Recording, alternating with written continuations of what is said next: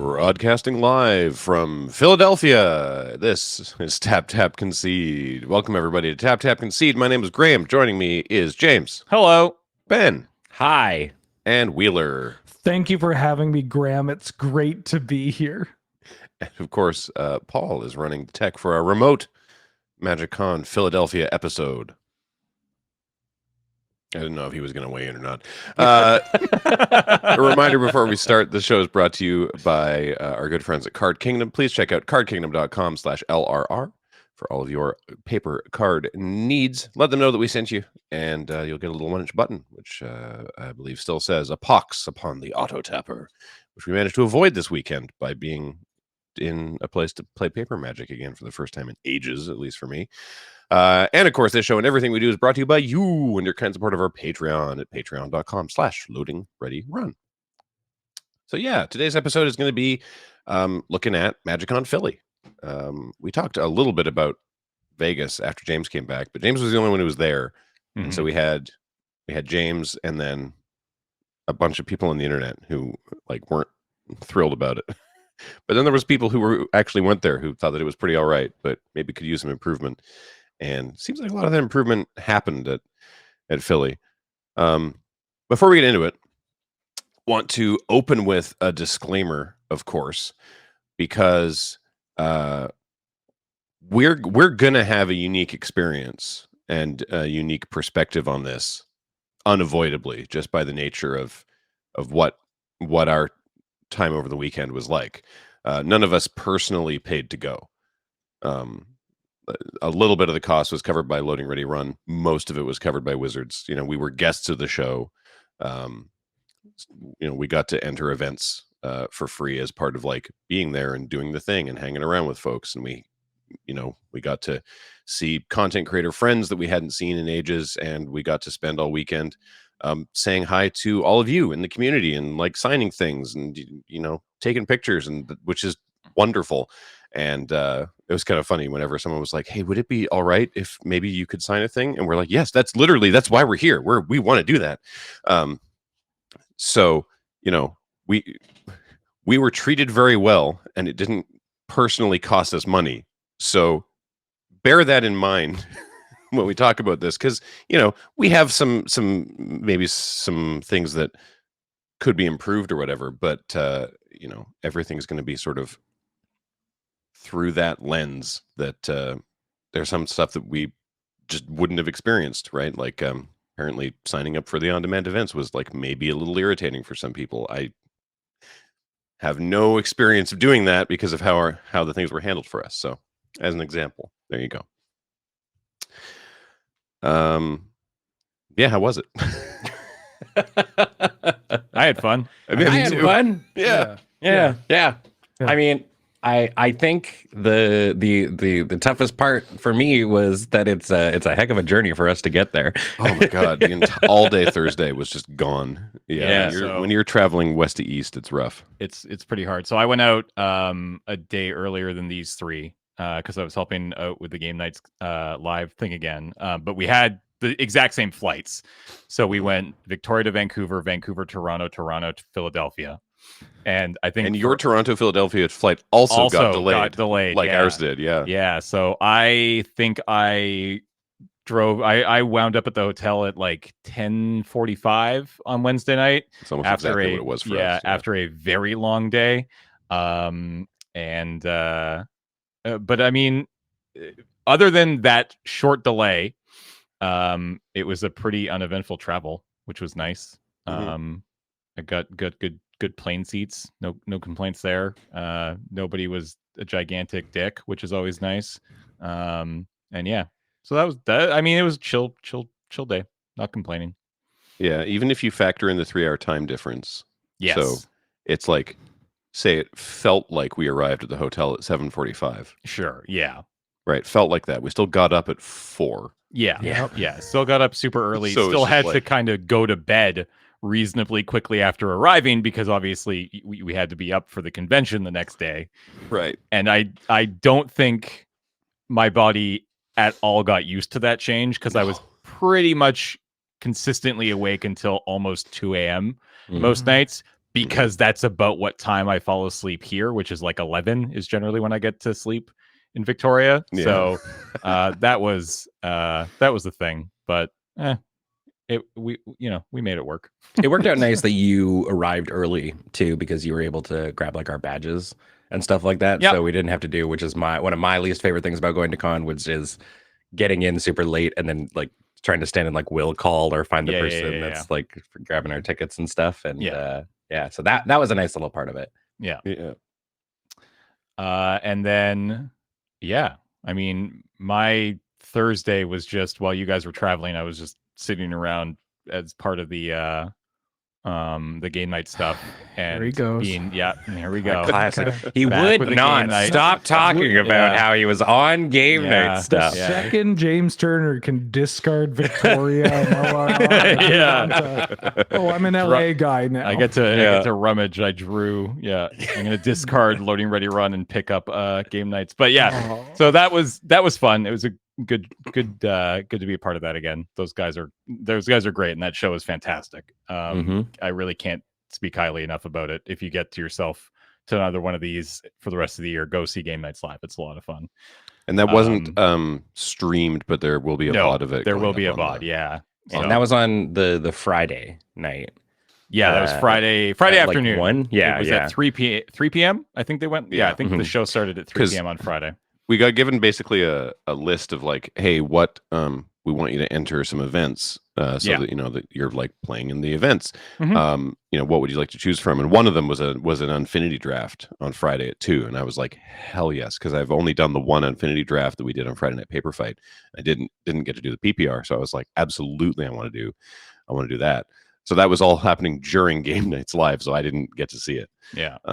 It was Santiago Wheeler and I. We were doing the Dominaria remastered at the same time. Yeah. That was super fun though, because Mike Turian, who works at Wizards, was also like, "Yeah, let's play some Infinity." So he was in that event. Leia, who used to work at Wizards, who I mentioned before, as doing art descriptions for like Jumpstart and stuff, was also there in that event. And got to do some very, very silly stuff. It's definitely, because we talked about this at the PPR, that there are certain cards in Infinity that were written more in mind with playing them at events than in a situation like the Loading Ready Run Studio.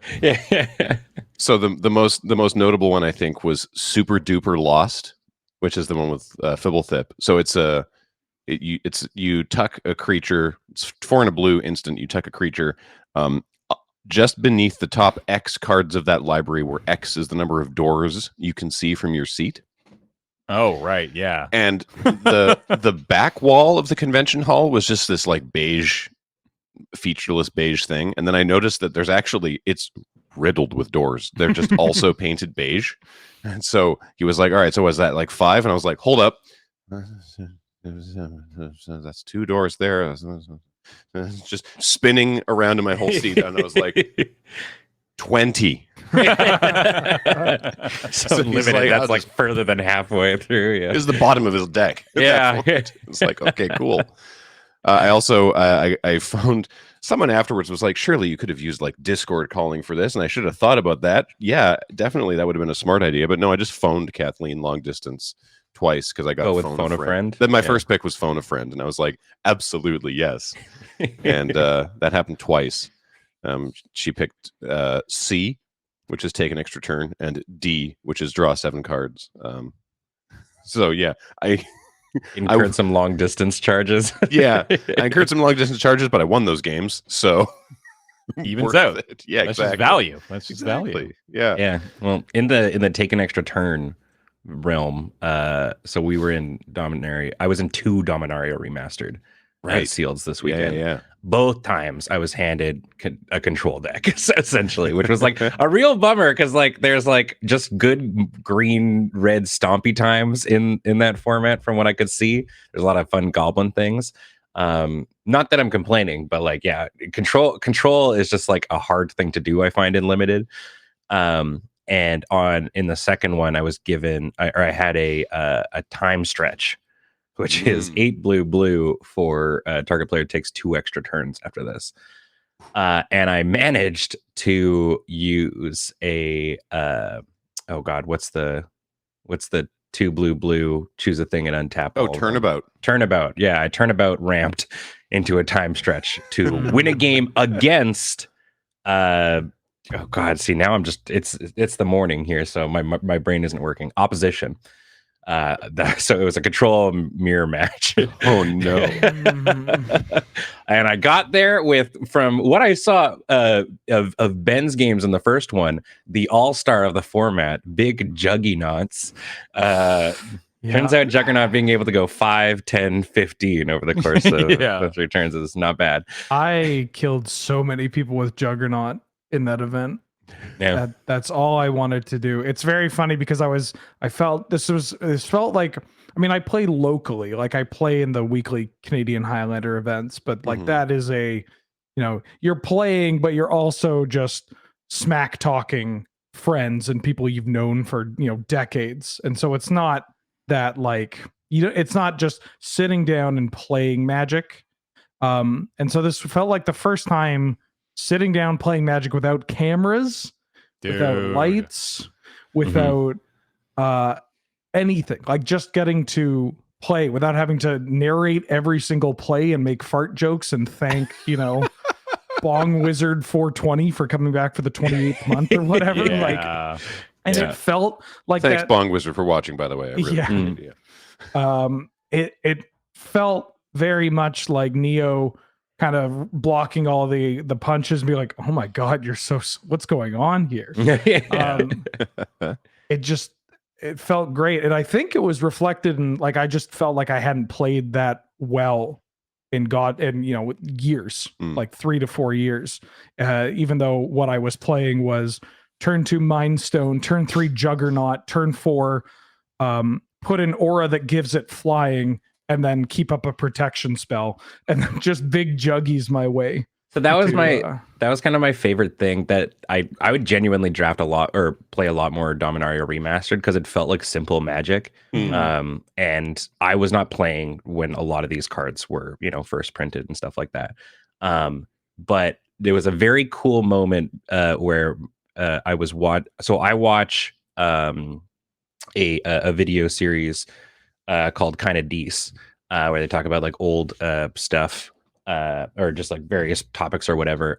And I remember them basically talking at a small amount of length about Phyrexian Scuda and how it would consistently win PPRs or pre-releases back in the day and whatnot when it was coming out. So when I saw that I would have, if I saw Phyrexian Scuda in my pools in this one, I was like, oh, slam dunk.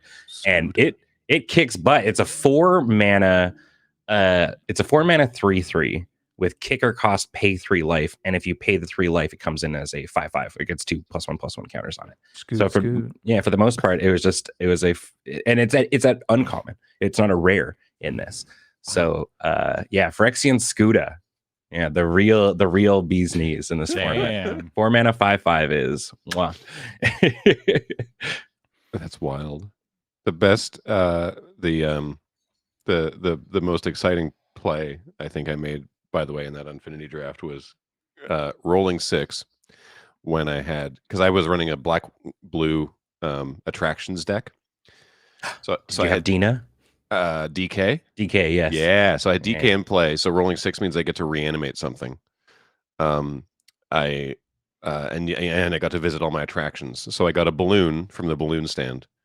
And then I had to pass the memory test, which is so funny. So memory test is an attraction. It's rare, thank goodness. But enters the battlefield. Your opponent exiles cards from the bottom of their library face up until they exile 5 non-land cards. This also had a side effect of milling Mike for 10 because he milled 5 lands in there as well. And those cards just get exiled. They're gone. Yeah. Oh, yeah. So you look at the face-up cards, then they get turned face down, and then when you visit the memory test, if you can remember all 5 of those cards, then you complete the memory test, and you get 3 1/1 balloons with flying, and then you sacrifice this and put a new attraction into play. I appreciate on memory test it doesn't say that you can't write down what is there, but the general consensus is don't do it, you turd. I talked to Mark about that actually because he's like someone mentioned this like this weekend. He was saying he's like someone was like, oh, you could just write them down, and he was like no, you can't write them down. It's a memory test. That's the whole point. Yeah. It was very funny. That's good. So yeah, that was sweet. And then what was the second thing that we did on? We didn't Friday. Friday was one event. So I didn't play because I was busy with the game nights. You played in the Infinity. You two played in the DMR Sealed, I think. Mm-hmm. But those are the only events that you three did, I think. We did a Phyrexial V1. Did you two? One you did on two Saturday. Yeah, on Saturday we all did. Oh yes, sorry. Yeah. Yeah. So what did we do Friday night? Dinner with Trick. Wasn't Dinner with Trick Saturday? No, that was it was Friday night. Right. Yeah. So if you go to Philadelphia, by the way, if there's a MagicCon there again in the future, it's unlikely to be like an annual thing because they move the MagicCons around. But PAX Unplugged is in Philadelphia. Yeah. Mm-hmm. The convention center is like right beside Chinatown. There's so much good food there.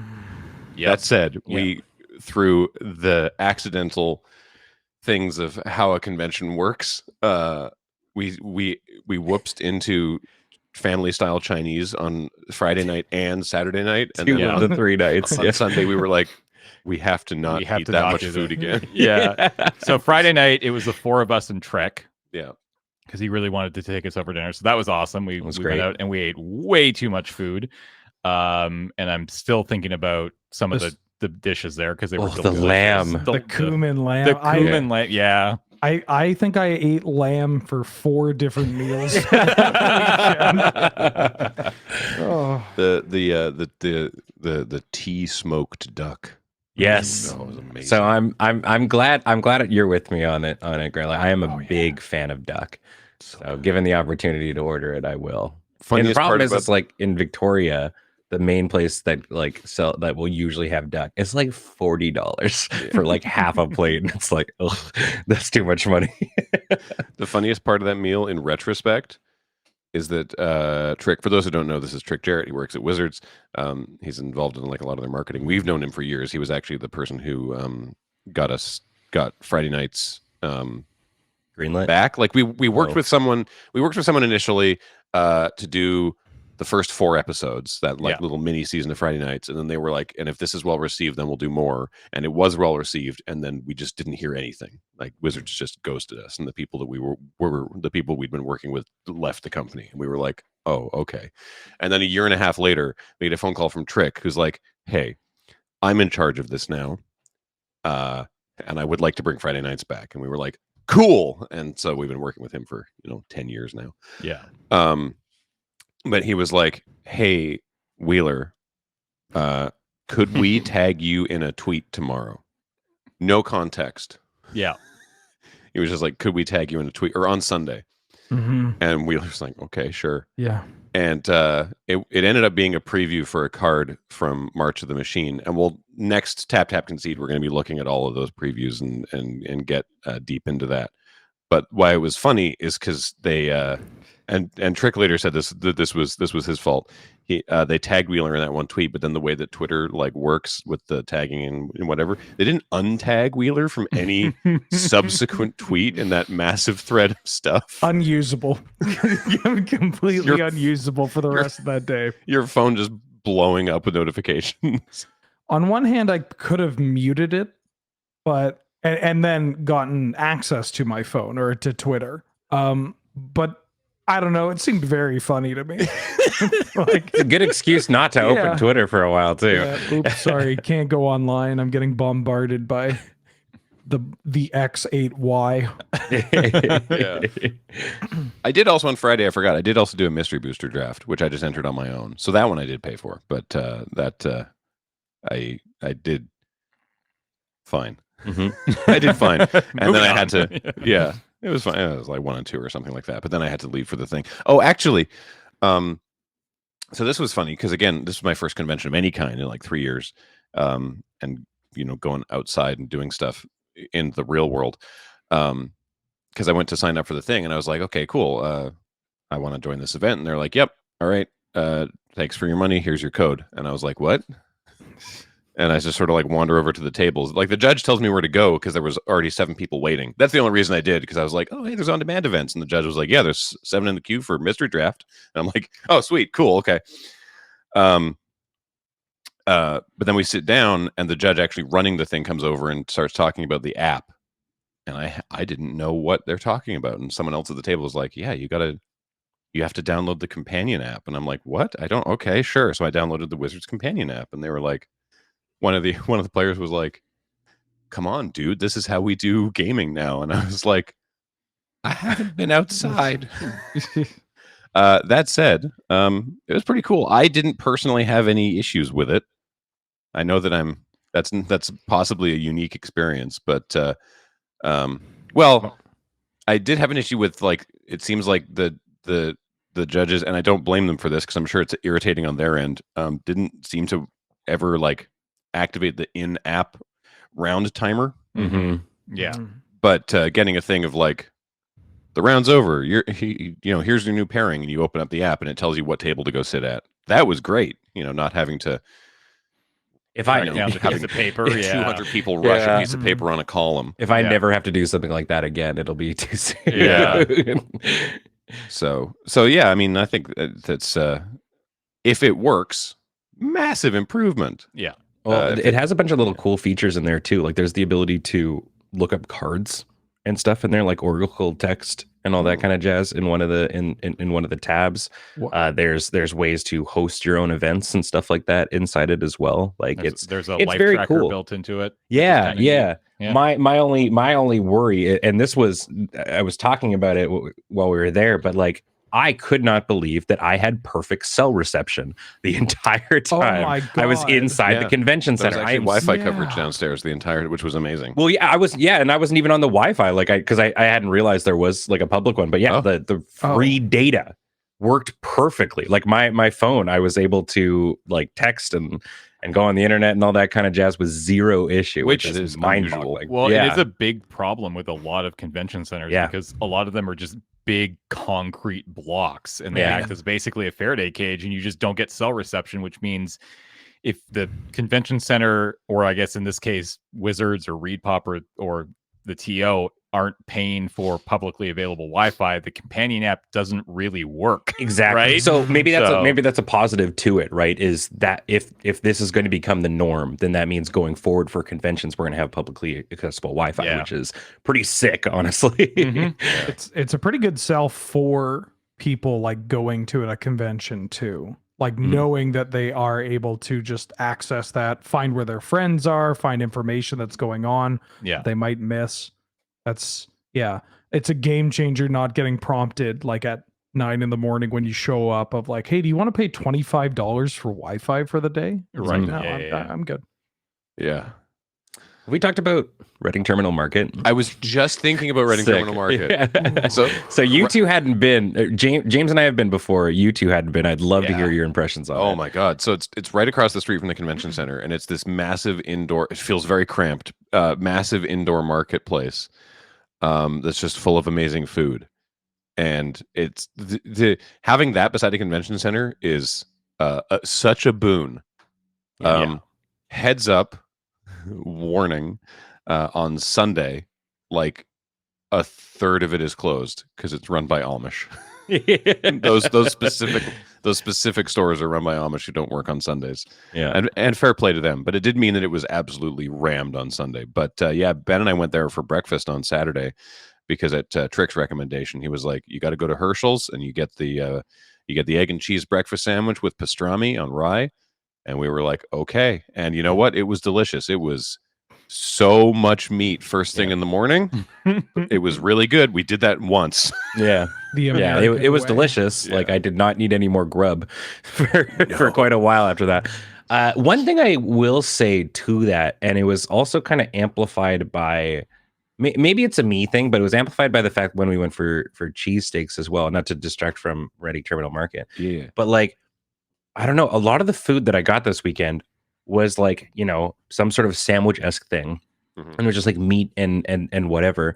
And like, onions or stuff with like no condiments or anything. Like condiments seem to be like not a thing, and I felt like that pastrami sandwich would have been amplified by like a little bit of like just like a hint of like Dijon or like something Bit of like that mayo. on it. Yeah, or mayo. Yeah. But yeah, they're like condiments. Putting like mustard or something onto a thing seems to just not be a thing.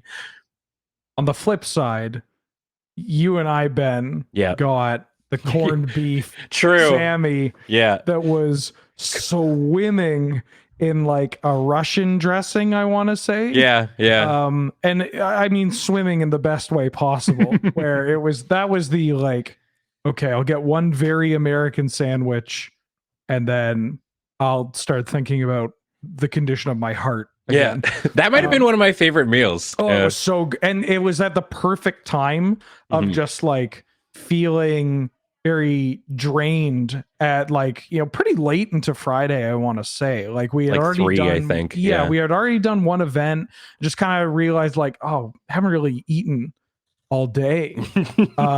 Just running off coffee and fumes, and getting this massive mound of corned beef on two very like just kind of cartoonish pieces of bread, you know, like, and then all this dressing and chips, and you like have to get the chips. You got to get the chips because you're going to scoop up all of the corned beef and dressing that has fallen, and just sitting and eating this and feeling. I use this analogy way too much throughout the weekend, but it's the only one I can think of, is like Popeye. Like, but when Popeye, if he's gotten his ass kicked and he's just kind of on the ground and someone drops spinach into his mouth, and then all of a sudden it just like flows through his entire body and they buff up, and that's what it felt like. Like I was just so rejuvenated from it.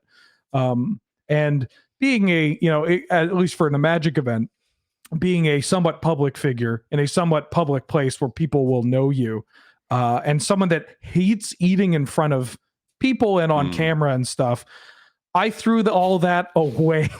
Very good, Paul. Thank you. I threw all that. Like I had like sauce on my hands and all over my beard and stuff. I'm like, oh, it's so good. Sweet nectar of life. I think with it too, like the thing that you and I commented on appreciating was, and it's something that I want, only from time to time, but it is so refreshing, which is a terse person taking your order, who's not like, hey, how are you? How is your day? Oh, what can I get you? Oh, I recommend this. That's pretty good. So we're just like, what do you want? Here's the, hey, Ben. What are you getting? Know what you want? Yeah, you know what you want? And then you're like, this. And they're like, great, this money. And then you hand them, and they're like, cool, here's your sandwich. And it's like a 10-second affair. I loved it. Hey, Ben, here was the exchange of us ordering those sandwiches. Yeah. What you want? Drink with that? Sorry. Yeah, sorry. Yeah. The pastrami and egg, please. Yeah. Right, okay? Sure. You pay there. And then boom, that was it. It was great. I do like. We don't know what would have happened if we said that rye wasn't okay. Yeah, like what do you get? He's like, then screw you, get out of line. Yeah. Or we just got like some crappy Wonder Bread or something. Right, okay. Next. Yeah. By the way, the rye was like not what out here. Rye, because it's less common, is much darker and denser. Yes. This was a light rye. Yeah. I guess. Yeah. God, I love people from the East Coast. It was good. It's so refreshing. Yeah, we ate probably the best I've ever eaten at a convention, I think, over this weekend. Oh, so good. The place we ended up at on Saturday, because they could seat 8. This is a problem with eating with like seeing friends at a convention. It's like, oh yeah, let's go get dinner, and then it's just like there's people get 40 of us. Oh no, so there was 8 of us. The place we wanted to go was super busy, so I was like, well, there's this place here that looks good, and so I went in, and I guess hostess, I don't know, someone who works there, she seemed annoyed, I don't know, but she was just like, what? And I'm like, can you seat 8? And she goes, yeah. And I was like, cool, I'll go get the rest of them. Yeah. And then we came in and sat down. It was great. It was their sign said barbecue Szechuan music restaurant. Yeah. So to the music part. Yeah. Okay. So we're just like they're just throwing like music videos on in the background, and They're they all had like a big Chinese karaoke pop stage. Karaoke. Yeah. Nobody was singing karaoke. They were just like using it as background music. Anyways, so they threw on the theme song to Evangelion at a louder volume than it had been prior. Like the music had been prior. And it was just like going. Everybody was getting like super duper into it. Some of us started singing along. To me, it felt very akin to like when you play, like when someone chooses Bohemian Rhapsody. Yeah. Like a karaoke bar. They're just like, this is the white people's like. Don't thing. stop. And then it's like, no do wo ta take mo. But like everyone's getting into it and gets up to the big like part that Ben's really, really excited about, and they hard cut it. It was the extended version. Yeah, they just played the hard extended cut version and it stopped the music, and then it proceeded to not play music for the rest of the night until just as we were getting ready to leave. Then they turned the music up a little bit again, and they're just like, and I was like, I can't help but feel like we caused a thing here. And not to make people think this is some kind of kink I have, but I still hold that as the best meal that I had all weekend.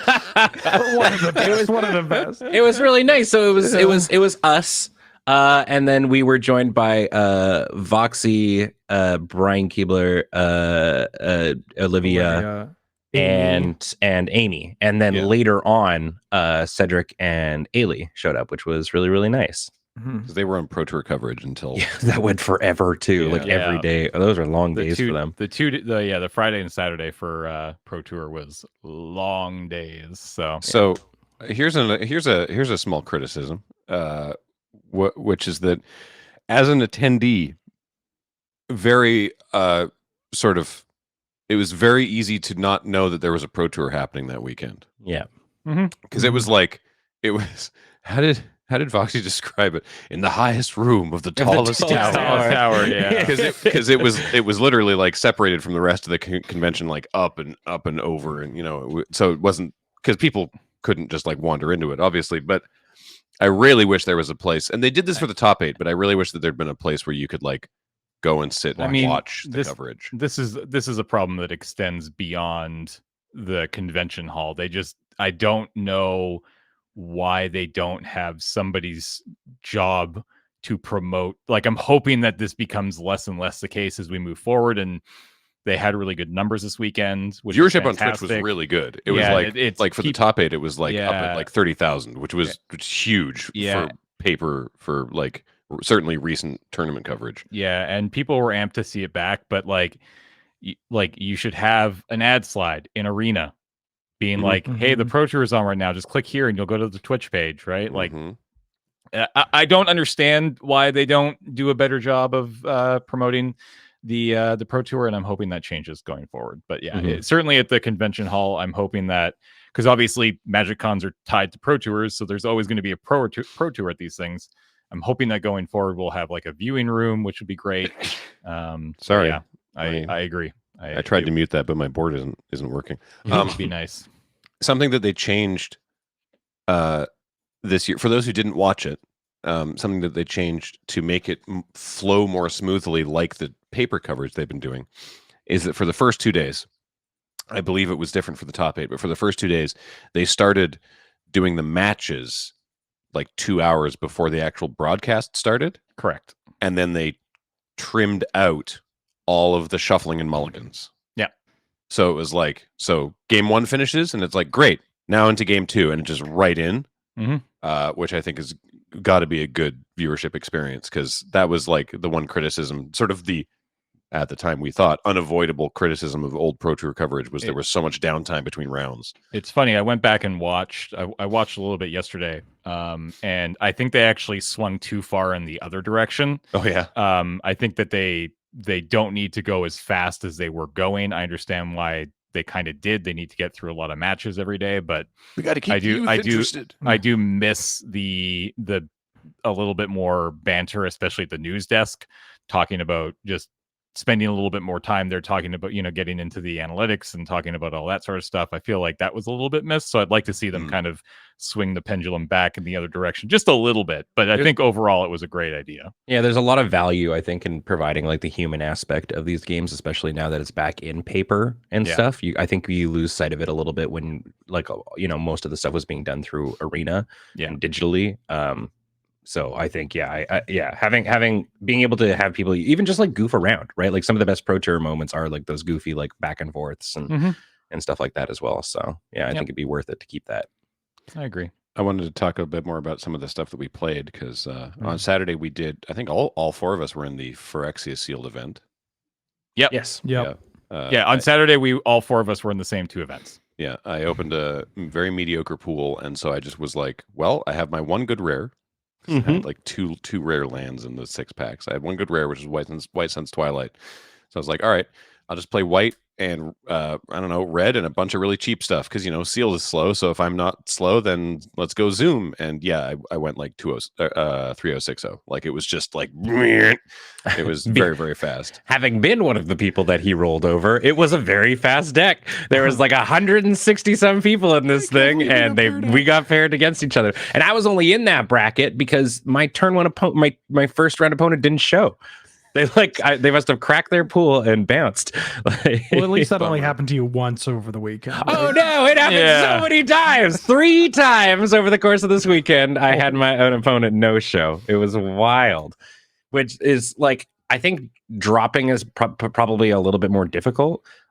It's not super evident, but I'm sure like if you did it in the same way that you used to, which is just tell a judge that you're dropping or whatever, they would probably handle it. But now that paper events are coming back, I cannot recommend enough for you to tell somebody that you're dropping the event. I highly recommend that you show up to your first round and concede. Is there because then you get 200 prize tickets. Yeah. Yes. Is there a way to drop in the companion app? There is. Yeah. So literally when you're in so when you get into a game, the first thing, which is a little weird, it does kind of look like a life total meter, but it's actually how you measure you put it in the wins or whatever. Yeah. But in the top right, I believe there's like a hamburger menu that drops down, and then it'll be the same sort of one you'll see whenever you go into it. But when you're in an event, in the My Events thing, right underneath it, there'll be like a drop from current event button, and you can just click it, and it's like, are you sure? And you do, and then you're out, and it's done. It's like, so you don't even have to go talk to a judge in it. Yeah. But I understand that it's like a little bit difficult to find. Yep. That needs to be more apparent then. Because the way you used to drop with the slip is you would literally there's a drop check thing, right? Mm-hmm. So yeah, they need a better way of doing that, I guess. Yeah. But yeah, even like, getting like the tickets is like a good thing too. But it's also like the person that you're playing against has to sit there for 10 minutes. For 10 minutes, sometimes even longer if the timer is running behind, or if you're at a convention. And it just sucks. And I mean, for me, I'm obviously in a different position because it's like, Ben, you're complaining about getting a free win and stuff like that. But like, I wasn't doing it for the tickets or anything. There wasn't really play Magic. I just wanted to play Magic. That was the Sunday, thing. And I was like, oh. I gave my tickets away every match, either to Ben if he was sitting beside me, or if I beat the person, I would just be like, here, take both. Because I'm not allowed to bring things home anymore. I have too much crap. And Nicole's like, please stop bringing your 5 sealed decks from conventions home. So I just gave everything and flipped everything that I did, which was very, very fun. But yeah, that's my recommendation in that sort of area. Yeah. We that afternoon then we all got to play in the unknown Gavin Verhey event. Yeah. We were like, what's that going to be? Turns out the name was actually unknown. It wasn't just a surprise. It was a surprise, but it was also called like unknown. And so it was super fun. Gavin was there. The one that was on, they did it on Friday. I didn't know anything about it. People were like, do you know what it is? And I'm like, no, don't tell me. And we did the one on Saturday. And there was 300 and some players. Almost 400 people. Huge. Yeah, it was huge. And it was for... it was in support of Black Girls Code. Yep.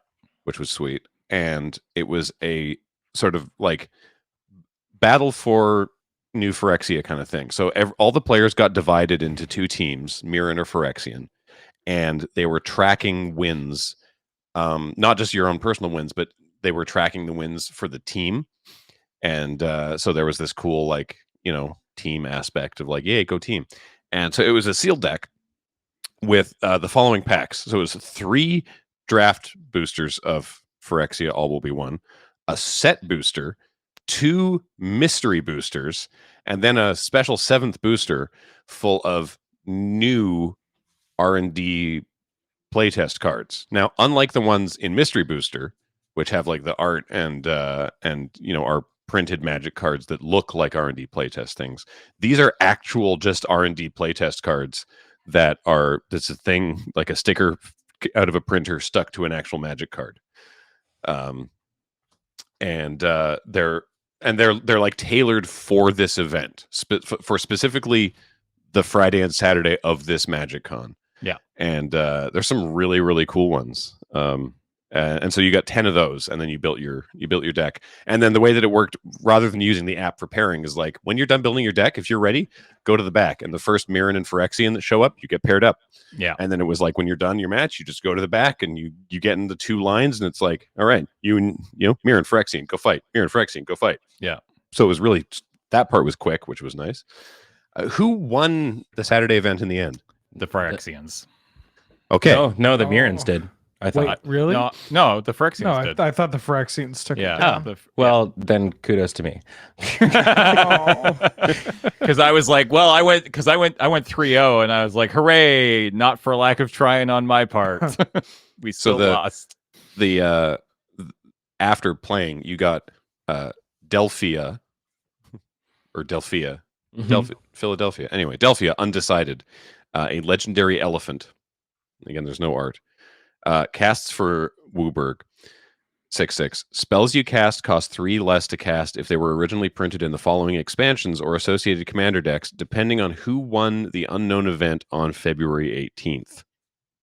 So this was a Mirren victory, we said? No, it was Phyrexian. Phyrexian. Phyrexians won both nights, I think. Yeah. Oh, wait. No, I It's swore. Mirrodin. If I may. Yeah. If I may. Yeah. The final score. Yes. Phyrexians, 431. Uh-huh. Mirrens, 445, baby. No, I was It okay. was Mirrens. Okay, Okay, cool. cool. Okay, so that means... I was right and I suck. Hell yeah! I was right and I ruled. Woo! So that means that it's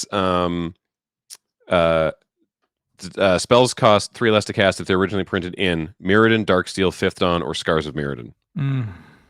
If the Phyrexians had won, it would have been Mirrodin Besiege, New Phyrexia, All Will Be One, and March the Machine. So they did that kind of writing for another card that was in there. That was basically it was a board wipe for 3 white. Mm-hmm. That was destroy all creatures that were printed in the first sets that you mentioned for Mirrodin, and destroy all ones that were in the other set that have Phyrexian. Depending on what team you were on. All non-land permanents. Non-land permanents. Yeah. So I would I was pretty. So I lucked out in a way that most of what my deck was actually from my mystery boosters. so I was able to. I played a lot of Wipe the Current set modes on that, which was quite fun.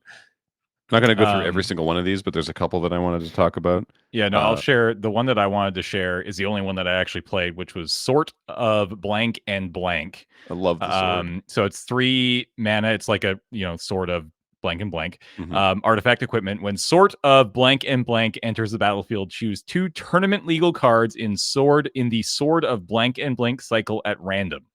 This equipment has the first piece of the combat damage trigger on the first chosen one, and the second piece of the combat damage trigger on the second chosen one. It doesn't grant +2/+2 or protection. Yes, Hearth still returns the creature. So that was the one that I played. I had my opponent play this against me, and they had a sheet that a judge had given them. They were like, I had the same sheet. Yeah, and it was they rolled the Sword of Body and Home. I got the Sword of Sinew and Home. I think the Body worst... and Home was like, if it hits you, they make a 2/2 wolf, and then they get to go look for a land, which I was like, oh. Sorry, Ben, you were saying? Oh, I got one. I can't remember what the 2 that correlate to, but I got, I think, so the first one is blink one of your creatures, which was nothing in my deck. And the second was destroy an artifact. when you make, but the thing is like, it's all right, but it's like, it's very medium when we're going across so many different kinds of sets. And the key thing about this is it doesn't give you those swords like protections or anything, or the +2/+2. So it's essentially an equipment that you put on that you have to hope you've got like a flyer or something with evasion on, because you're more than not getting the effect on it. But it was very, very cool. I got a card that it's the only one of these cards that I opened that has flavor text. Really? Oh. And it's called Phyrexian Ornithopter. It costs 1 generic for a 0/2 artifact creature Thopter with flying and toxic 1. So it's a 1 mana 0/2 toxic 1 flyer. And the flavor text is, regardless of the century, plane, species, interplanar threat, or if it's just a special card for MagicCon Philadelphia, developing artificers never fail to invent the Ornithopter. Which is a cute little callback to the flavor text from I think Mirrodin or one of the printings of the card. So one of these cards I think could actually just be printed like as is, including the name, which is Locus Cobra. Yep, I have that one. LOCUS, Locus. So it's 1 and a green for a 1/1 Phyrexian snake. Landfall. Whenever a land enters the battlefield under your control, add 1 mana of any color. Right? So very similar to Lotus Cobra. But if that land was a locus or sphere, you put a +1/+1 counter on Locus Cobra. That's Very just good. a card that could be real. Yeah. The other one I had that was definitely the most, according to Gavin anyway, was the most contentious of the weekend of like, is it playable? Was Mox Poison. Yes. So it's a 0 mana artifact. And tap to add 1 mana of any color. You get 2 poison counters. It's pretty good. Listener, I'm here to tell you this card rules. Yes. It turns out Moxon's still pretty good. I mean, that card is just quite broken. It's very, very good. Yeah. So yeah, that event was super fun. I had a blast in it. I can't remember how I did. I don't care. I had fun. So I went 2-0 drop because by the time I was done, the event started at 4. Yeah. Oh, you And by had the long matches. Yeah. By the time I finished my second match, it was We were all 7:30. done. Yeah, we were all freaking done. Because I had a Marin in my deck, which is the Precon Commander, the black-green one from the Experience Counter cycle. Who is, let me tell you, messed up in Limited.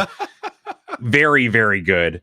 Marin of Clan Telnoth or whatever. Yes, Marin of Clan Telnoth, who basically on your end, if a thing dies, you get an experience counter, and on your end step, you return anything from your bin that has, or a thing from your bin that has equal to or less experience counters that are on there. God. To the battlefield? To the battlefield. Broken. So it's very, very good. And I was just doing things like looping like Mirror Sire and all kinds of just little doofuses and chumping for days and stuff, and then eventually just finding a loop. And then the big thing that most people I think were talking about, and the reason everything went super long for some people, was they made a new persecutor, a colorless persecutor. So it was a 5/5 for 5 with flying that has the persecutor effect of nobody can win or lose the game. Yeah. Oh, yeah. But if on your upkeep, both players' libraries are empty, you win. So there's an out.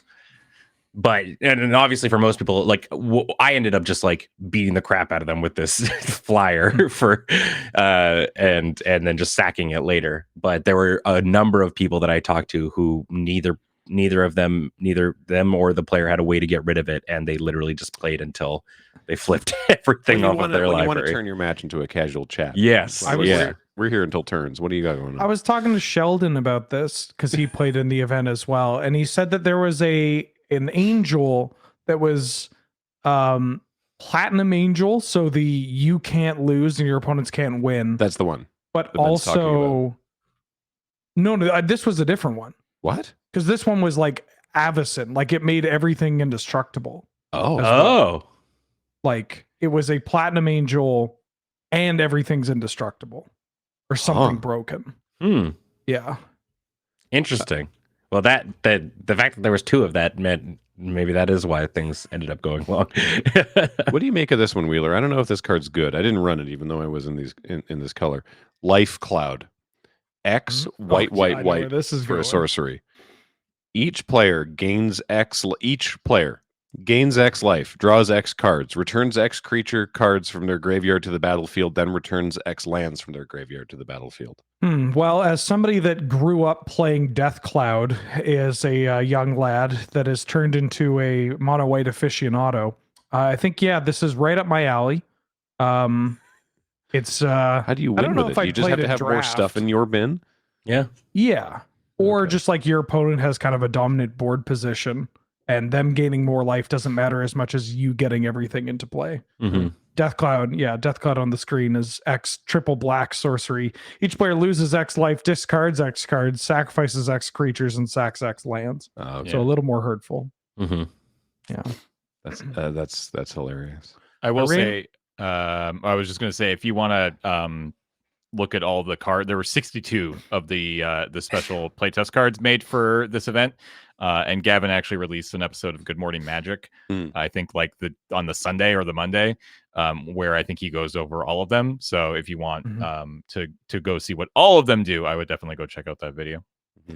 There were 2 cards that were absolute beatings, and probably the reason why some of the primary reasons why I went 1 and 2 for this event. Go Murans. Go As birds. Santa deserved Go it. birds. There's a card called Oil Skellion, Oh yeah. which had a mechanic called Oil Burst. And it's 5 colorless for a 4/4, and it comes into play with an oil counter for each different color of mana you spent to cast it. So it's Sunburst, but with oil counters. And then it has remove an oil counter, deal 1 damage to any target. So it's a Triskelion that can just ping everything, except it's always a 4/4, and it just came into play with 4 oil counters every time. So it's like a 5 mana one-sided, like early on, 5 mana one-sided Wrath of God that also, if you have Proliferate, I mean, thanks for the games. It's disgusting. And then there was one called Rosewater's Nemesis, Oh yeah. which is like it's either 4 or 5 mana. It was like a 4/6 I think it was 5. Yeah. vigilance. Yeah, 5 mana, 4/6 vigilance with protection from Phyrexians. And if you've looked at Phyrexia All Will Be One, a lot of those cards are Phyrexian. Yep. Yeah, As- I'm playing green white toxic and standard right now, and I was like, how good can the seed core really be? It's basically a command tower. Yeah. in that deck. Yeah. And it had an ability called Poison Tolerance that says if you were to die by poison, you would need to have 13 counters. Like it was Poison Tolerance 3. You need 3 more counters in order to die. There were a couple of cards with poison tolerance on them Yeah. too. Like Yeah. a person kept playing one that was just it was just like an enchantment that came in, gave you higher poison tolerance, and allowed you to draw a card and return something from your bin to your hand. Okay. Yeah, Yeah, I it have was- one Naturalize the Phyresis, which is enchantment, poison tolerance 1, ETB, destroy an artifact or enchantment. Yeah. So it seems like there was a couple of cool little poison matters ones. There's one more that that I didn't get that I want to read about because I have a funny story about it that a viewer told us about, which is Chancellor of the Mulligan. So it's a 7/7 for 7 artifact creature Phyrexian construct. You may reveal this card from your opening hand. If you do, at the beginning of your first upkeep, shuffle it into your library and draw a card. It's got Menace also. When Chancellor of the Mulligan enters the battlefield, draw 3 cards. When you do, any number of target players mulligan. Which is they shuffle their hand into their library, then draw that many cards and put one of them on the bottom. Okay. So this I heard this happen a couple times around me. This was very funny. But the specific story that we told is that the person was playing against Elaine Chase, who's like senior at Wizards, because like Elaine was playing in this in this event. Mark Rosewater was playing in this event. Yeah, there was a bunch. And so her opponent cast Chancellor of the Mulligan, and she's like, "You draw 3 cards? What? That Gavin?" Gavin? literally called Gavin over and was like, "This is too good," and they errated the card, so it was only draw 2 cards. It was like there live playtest feedback. There we go. Wow. I think is that what Adam's been trying to do the entire time? Is Yeah. I don't think you can do it if you're not Elaine Chase or like Oh. maybe Mark. So that was super cool. On Sunday, we played a DMR Sealed in the morning. I don't know how deep we need to get into that necessarily. Yeah, it was fine. And then we did our signing, which was amazing. Mhm. We did a whole Mhm. signing event Out at the door. 2:30. Yeah, in like there was a art gallery across the street from the event where they had the they had art. They had a bunch of like magic art, like original stuff and concept art and sketches. It was super cool. Fourth host Mike put that thing together. It's actually where they held both the Friday night and Saturday night party as well, actually. Yeah. Which was not, as I'm told the party in Vegas was very Vegas, like very like loud, Yes. and there was a It was DJ and bright loud, lights. yes, This was correct. much more of like a chill cocktail hour, Yes, correct. which was much more my speed. Nice, yeah. And so yeah, that's where they held the signing events, and yeah, we got to meet a bunch of people and sign a bunch of stuff. I signed so many Eulas, which is great. I signed my gunk slugs. Look, Someday we'll get there. signed a lot of eggs I was going and to say cards that were eggs. over 100 individual eggs of various eggs. Have you signed a real egg yet? Somebody's I got have. to bring. Well, I've signed a real egg, and I've also signed the fake eggs that farmers will use that they like put under chickens. Okay. I might have it within arm's reach. It's like these eggs that they put under chickens' butts to like encourage them To make them Frick think 'em. they should lay more eggs. Yeah. I think it encourages them to lay more eggs, but also, yeah, it's just like, hey, you still definitely laid an egg. Good job. Yeah. Yeah. You did it. I Congratulations. didn't know that was a thing. It's happened twice, which isn't a lot. But weird that it's happened that many times. Yeah. Yeah. Huh. Cool. Wild. Yeah. So that was sort of our weekend. Mm-hmm. I know that for on-demand events, you had to sort of like well, no, like I paid in person, but like there was a system that I didn't have to engage in that I don't understand, where it's like you had to purchase ahead of time online for the scheduled events, and then you got and then you just showed up. Yeah. Which, yeah. like, that sounds great if it worked. I know that one or two people had some issues with it. I don't fully understand what those issues were because, again, I didn't have to do it. But I kind of like that idea in theory, where it's like I just go like I'm sitting in my hotel room the night before and going, yeah, I'm going to do that at 11 a.m. tomorrow. Buy it, and then in the companion app you have the code, so you just show up to the table that tells you to do for deck building. I dig that. Mm-hmm, mm-hmm. The on-demand event was a little weird because it's like you sort of you have to find the people, like the 7 people waiting in that mystery booster event. They were just like waiting. They're like, well, eventually someone else will join for a mystery booster draft, we hope, and I only knew that because a judge mentioned it, and I was like, oh heck, all right, cool, I'll go do that. I mean, it's a little frustrating because this was a solved problem in the past where everybody got those buzzers. Yep. Oh yeah, the buzzers, which work really well. So like I feel like all of these issues have been solved in the past, and hopefully they can start drawing from those experiences, because like it sounds like while there were some maybe issues with signing up with scheduled events, I think if you can get them to a place where you sign up ahead of time, or if there's space, you sign up there, and you just basically the companion app just tells you where to sit, when to sit, then that system works really well. But then on the on-demand side of things, bringing back the buzzer system or the pager system, or developing the companion app to, send you a message when your pod fills, seems like a no-brainer, because like, yeah, the minute you get all of that flow working perfectly, I think the tournament becomes just so much better for everybody. yeah. So Now, you said, James, you were gonna do a some napkin math. Yeah, so I guess we've talked about what we actually did. I guess let's talk about the convention a little bit itself, because I'm curious to hear what people have to say.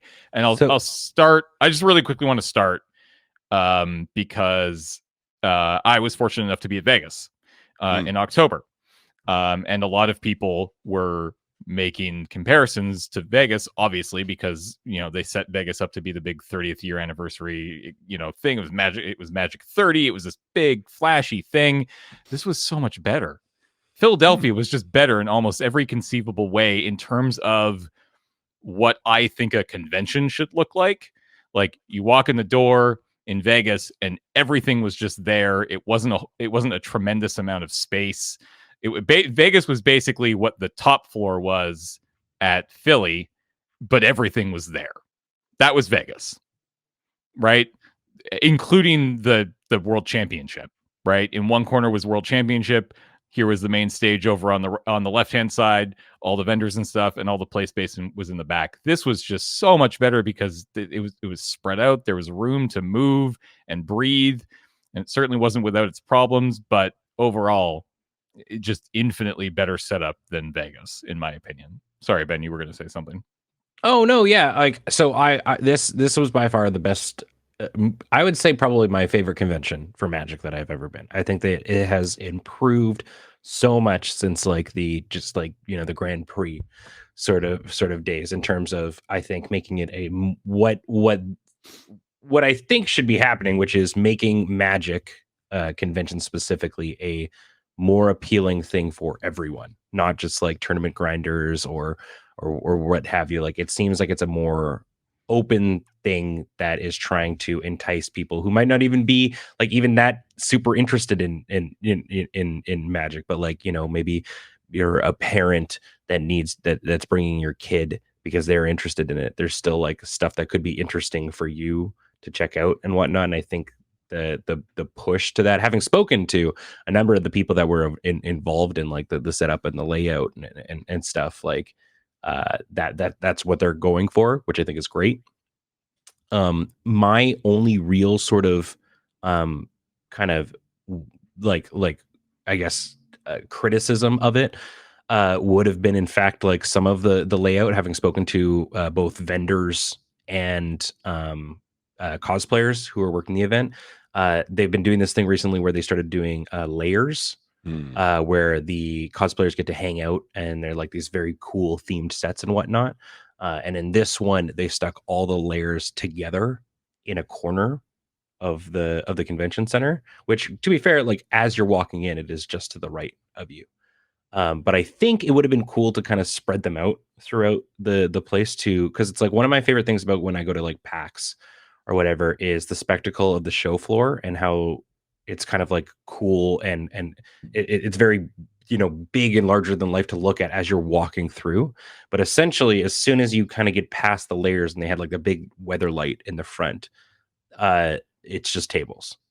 That was it, right? So I think spreading out these kind of cool attraction-y type things throughout would have been a very, very good idea. And the other thing was, while there was card sellers there, in just a placement thing, some of the vendors, like for example, I know like Coalesce Apparel and stuff, they were kind of like shuffled off to the side, and I think it would have been because they separated the tournament-y area for just like free play or for like sign on demand events and stuff. They were in their own room and the vendors were in like another room. Mm-hmm. So it was like there was no like I imagine sleeves or dice or something. Exactly. I imagine there's a non-zero amount of people who get involved in a draft or are just about to do a draft, and they're like, "Oh crap, I don't have sleeves," or "Oh crap, I don't have whatever," and they're able to dip and go buy something from the vendors and then head on down. So I really my only thing is like there was a little bit of a layout problem, but overall best convention I think I've been to for Magic. Mm-hmm. Yeah, it's kind of a weird thing because this is not a criticism of MagicCon. It's just sort of a the nature of things. Is that there was a mask requirement, which I appreciate and support. Mm-hmm. But that was to the in the MagicCon areas, in the non-Magic areas of still inside the convention center, which were being shared with another convention, which was like a cheerleading gymnastics competition. Obviously, there was no requirement in those areas, and so there was just a lot. There was so many people. There was like so many families of of gymnast children, like everywhere in the public spaces in the convention center. So that was weird. And also there was just some people who just like, there was some people, kind of like pulling their masks down or whatever. And it's like, I kind of get that. But there were some people just didn't wear them. I mean, And there's no enforcement for that. And that's the thing, is like, if you, in my opinion, if you're going to have a mask mandate, you need to enforce the mask mandate. And I don't know who that needs to be. Not the judges. They got enough going on. Well, that's the problem is it pretty much has to be like, you basically, the only way I think you can really do it is like the convention staff isn't going to do it. That's never going to happen. You probably have to like hire a completely different third party group of people whose literal job it is to wander around all of the areas where masks are required and actually enforce it and say, put your mask on or get out. That's it. Right. Because if you're not going to do that, people won't follow the rules, because there was absolutely people who were just completely ignoring it, or had the mask down just around their mouth, at which point it's just like, why are you even wearing it, kind of thing. So it's just like, if you're going to do the mandate, and I think that we should, then you should probably try to figure out a way to properly enforce it, because they just weren't. It got better on Saturday, or maybe it was Sunday. Like, I did notice it anecdotally, it was real bad on Friday, like not consistent at all. But by Saturday, the second event that we did on Saturday, maybe it was because it was the big, unknown Gavin event, is that they had, I believe, like a dedicated judge coursing through all the players looking for anybody without a mask. Oh, I didn't see that. Okay, cool. Yeah, because they had tables. They had tables covered in free nice masks. Yep. To just have. Yeah. So I grabbed a couple myself. So yeah, there was that.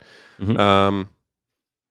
I else? think my other big piece of criticism, and I kind of understand why they don't want to do it, and it again got better from Vegas to this, is the location of the main stage. I still would love the main stage to have its own room, but I get why they don't want to do it, because you lose a tremendous amount of foot traffic and people don't know where it is and people won't really seek it out. So I understand, but at least if this is the middle ground, I'm okay with it, which is it was in the main hall with all the vendors and the layers and the artists and stuff like that, but it was away from the play space. Yes, that was great. That's what it needs to be. It was on the other side of the command zone area, so it was so the way that the venue was set up is the main floor upstairs was command zone, VIP play area, which was basically always empty. There was the merch booth, there was the main stage, there were the vendors, the artists, and the layers, and then directly downstairs, basically the mirrored hall downstairs, was all the tournament space and all the on-demand play. There were a bunch of rooms for free play, so you could just go there and play whatever you want, and the tables were just open and free to do it. And then, as we were talking about earlier, the Pro Tour was up on the third floor in the highest tower, kind of doing their own thing, kind of thing like that. So the setup was really good. Like it was. I like that, because I remember at GP Vegas in 2015, I think it was 2015. I don't know. It was one of the Vegas ones. We had a panel, and the main stage there was just in the same big room as everything else. Yeah, exactly. Which meant that, like, whenever someone came on with like players in the whatever sealed event, please, and we were just like, it was so loud while we're trying to like talk to people in these bleachers that they'd put like 20 meters away from us for some reason. That was bad. So yeah, this was definitely better than that. But yeah, I would rather it as a performer, I would rather it be like in a separate space, but I understand that they also want to make sure that there's like foot traffic of like, oh, what's going on over there? I'll go watch game nights. Yeah, exactly. So, yeah. Overall, I had a really good time. Yeah, It was Okay, awesome. So here's my question to you. Okay. All right. So as we talked about at the start of the episode, we didn't pay to be there. But here's how much it would have cost to do what you did. Okay. Ben, this is going off of I believe it's $60 a day base pass. Okay. Nothing else. All right. Ben, you would have paid $180 US to get in the door, right? All three of you would, obviously. Right. And then the 4 events you played in, $65, $65, $60, $35 for a total of $405 USD to get in the door and play in the 4 events that The you sealed played events in. were like a Phyrexia sealed event was $65. No, the Remastered. DMR. remasters were Oh, okay. 65, 65 because you did 2. Gavin's event was 60 and the 1 sealed was 35. Wheeler, you would have been a little lower because you did Phyrexia sealed, you did the Gavin, you did a remastered, and you did the boss monster thing on whatever day that was, Sunday or whatever. Yours would have been $360 US, and then Graham, excluding the draft that you actually did pay for, because I assume that was $35 or whatever. It was $30. It's $30. So including that, yours would have been the same as Ben's, 405, but without it, $375 to just get in the door at $60 a day and then play in those events. Now, that doesn't actually cover everything that you two did specifically, Ben and Wheeler, because I know that, I think Graham, actually, you played in the Command Zone once as well. So, we did play the quickest game of you Commander played a very I've ever quick played. game, but you two played a few games. You wouldn't have been able to get in that area because that's extra, right? But there were enough other free play tables that you could have played wherever. So, yeah. Yeah, the Command Zone it's nice having the judges act with like the finding a game, but it doesn't mean anything. It doesn't need should to have just those be walls. free. Yeah. Yeah, like you could over that weekend just walk in already. Like if you wanted to bypass it, you could. People weren't taking track of that or whatever. But also, they should just not be there. Yeah. Just like the Command Zone should just be, because people, like, you don't need that area to play Commander, and people were playing Commander elsewhere. Yeah. It just makes no sense to me. I like having an area specifically for Commander with judges on staff to facilitate that, and also acting as like a beacon for people to be like, well, Commander content creators are more likely to be hanging out in the Command Zone. But it's just kind of goofy that it's a thing that people still have to pay for. It was such a huge chunk of real estate in the room. It was absolutely massive. And I saw it like fairly full at times, but not like I saw like 2/3 of it very full. Midday and then Saturday, another third that never filled up. Yeah, midday Saturday and like afternoon of Sunday. It was fairly well jam packed, I think, with tons of room still left over. But yeah, I'm fully on team. There just it should be more free play area, especially if like I don't see what value you're getting for $60 a day for the actual pass. $60 a day for Like, the Command Zone pass? No, just to get No, in. to To get get in. the To get in. base. Oh. Just to get in the door. Because like, what are you going to do when you're there? You're going to play events, which all cost money. You know, you're going to go to vendors or buy merch, which all costs money. Like it's allowing you to get in the door to pay more money for stuff. I think that the actual attendance, if you want to charge for it, should be much cheaper. Yeah, well, so it's interesting, right? Because like, I think because people will draw the correlation between that and like things like Comic-Con, right? Where you do have to pay to get into the door for a lot of them. Yeah, Not like Comic-Con has tons and tons of panels. Exactly. So that's the thing that I was going to say is if this is the direction that they're taking, there needs to be some other things, which I imagine is why they're reaching out to us to do things and whatnot too, right? Not we can't talk about anything obviously, but just like I mean like inviting content creators, opening up for content creator badges and stuff like that for people to be there is they're trying to make it feel more like a convention. So things like panels and free things need to be in there that come included with the badge to charge. Because if there's nothing necessarily besides just getting in the door, you can't. I don't think it's responsible to charge in that regard. I mean, it's tricky. Like we can't sit here and say that it doesn't cost a shit ton of money to put on this event, right? Like when they paid for us to be there, yeah absolutely. Renting the space is not cheap. And the problem, however, is that you've got decades of, especially like Grand Prix, back in the days of the Grand Prix, 2000, the mid 2000s, well into the late 2010s, where a Grand Prix, which is basically what this is kind of replacing, was free. You didn't have to pay to get in the door. The cost was to play. And here that is no longer the case. And I would love to see, I don't mind if they want to continue to charge outrageous prices for VIP packages, although the absolutely overwhelming general consensus is the VIP packages was wildly overpriced for what you were actually getting. But if you could bring that package up to a level where people actually feel like they're getting value and people want to spend that money, then great. But like, I would love to see, the event actually to get in like half. Yeah. Magic half of what it costs now. They've shown that they're willing to spend money and lots of money on, this hobby, no matter how fleeting the thing they are throwing their money at might be. And so, if they just like focusing on making a weekend out of it rather than just spending a weekend inside these halls or whatever, there's stage events or more art stuff. I was shocked. Like there was the art gallery and you had people, you had the artist area.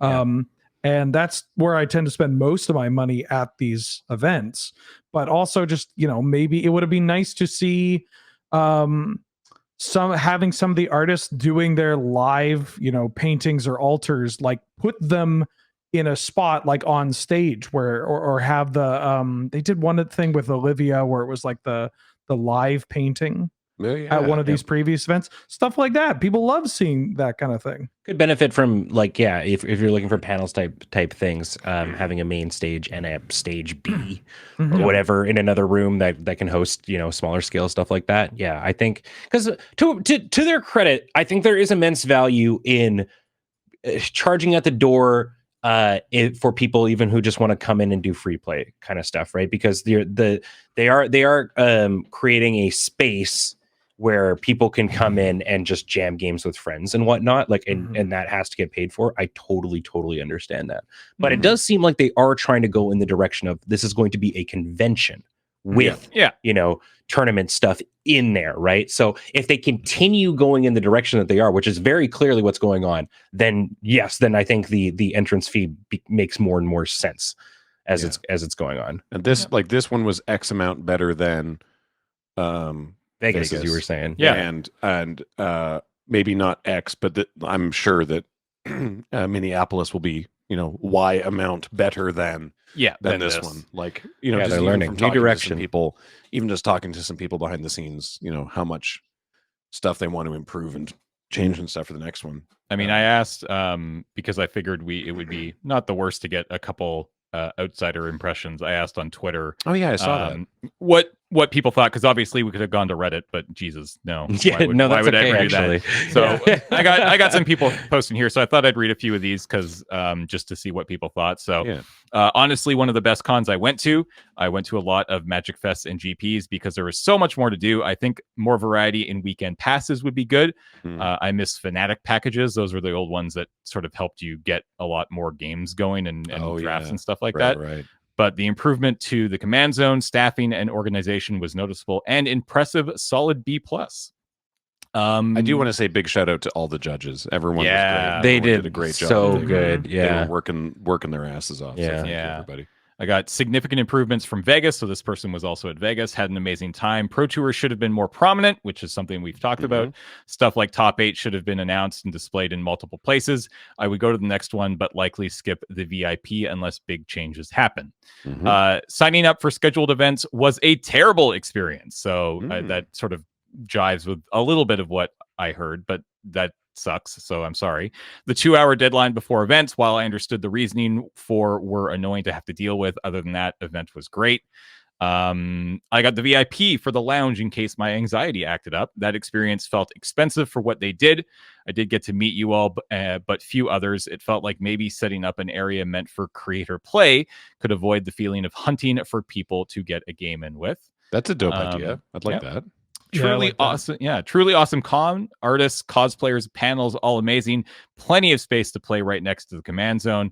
Only complaint was that the command zone pass, what I got, and the VIP pass offered very little exclusive stuff for their respective crazy prices. Solid A. That's one of the big things. Like, I feel like the VIP pass should absolutely be coming with something that you cannot get anywhere else. Yeah. I don't know if it necessarily needs to be con specific, but certainly maybe like year specific, like all the Magic Cons in 2023. If you get the Black Lotus VIP, you get this thing. And the only way to get it is by being a VIP member. I think that would be kind of cool. Well, there's the like the mat, I guess, for that one. Like I heard the deck box, like and stuff that we kind of got in our thing. Yeah. That I think is specific. I don't know if that's going to be in Minneapolis, but I assume we'll have a different one. Did any of you get arcane signets? Nope. No. So Krim talked about this. Oh yeah, I didn't get that either. There was like an Infinity Gauntlet arcane signet that we were supposed to get. No idea. No idea where that was. And no Shivan dragons either.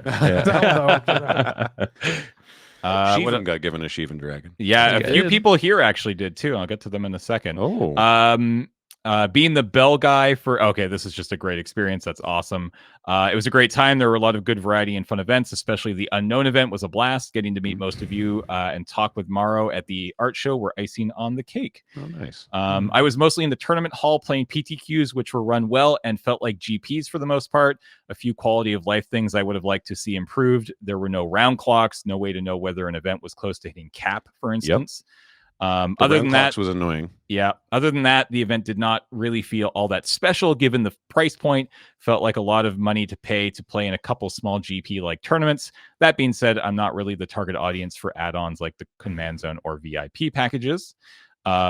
This person won a weekend pass and got the Shivan Dragon, so had a great time. Congratulations. Yeah, won the lottery. Amazing. Along with this person, I spent nearly the whole weekend playing Commander and had a blast. The command area was handled very well. Got to meet you guys and got some cards signed. And I got this little treasure, and they got one of the Shivan Dragon secret layer cards. For those who are unaware, there was a like hyper special secret layer, air quotes, secret layer of 295. Yep. They only made 295 of them of an alt art Shivan dragon. And I don't know. All I heard is that like some wizard staff had them and were just kind of like arbitrarily being like, here, have one. And like we talked to two people who got them. One of them was Shivan, like I mentioned. But like we sure didn't, but no idea how it was just like luck of the draw. It was basically just you were in the right place at the right time. I mean, as far as I know, Shivan was gifted to him by somebody who was handed to it. And if you have some you would like to send to us, P.O. Box 8132. I'm trying to catch them all, you see. I would like all 295 in my collection. I collect Shivan dragons. So that was the general that was all the response. There was a few more, but it was more just like I had a great time because I got to meet you, which is awesome. We love meeting you as well. But overall, it seems like the show was genuinely received very positively by people. And I think that them being that team who put this on, being able to go from Vegas to this is an incredible leap forward. And I think that we should be nothing but optimistic, honestly, about the future of this event. I mean, it's, it might always just be that it's going to be a pretty pricey thing. And that is the unfortunate fact of the world we live in, and things aren't cheap. And this is, we just have to deal with it. But I will say, I do hope that, we start seeing other events return. We had a few We had a few Command Fests last year. I mean, Ben and Adam and Nelson and I went down to Bellevue in the summer for a Command Fest, and it was a ton of fun. And it was tiny great. compared to this, right? Like Yeah. it was magnitude smaller than this, but like there's got to be room for both. So I'm hoping that we start seeing those come back as well, because it would be great. I know we've got face to face, or is it face to face is doing all the sort of the pro tour circuit stuff in Canada, so they have their big event weekend coming up in Vancouver next month. Which is great, and I think that's going to be another thing that sort of I pop down for a that day. crowd. Yeah, exactly. But I hope that we get more than just these 4 things every year, because this is at a level that is just if this is the top tier level, then I'd love to see some more smaller stuff as well. Yeah. All right. Well, that was a lot Yeah. to talk about. I hope you enjoyed listening to that. But yeah, unless anyone has anything else. Oh, there will be a vlog.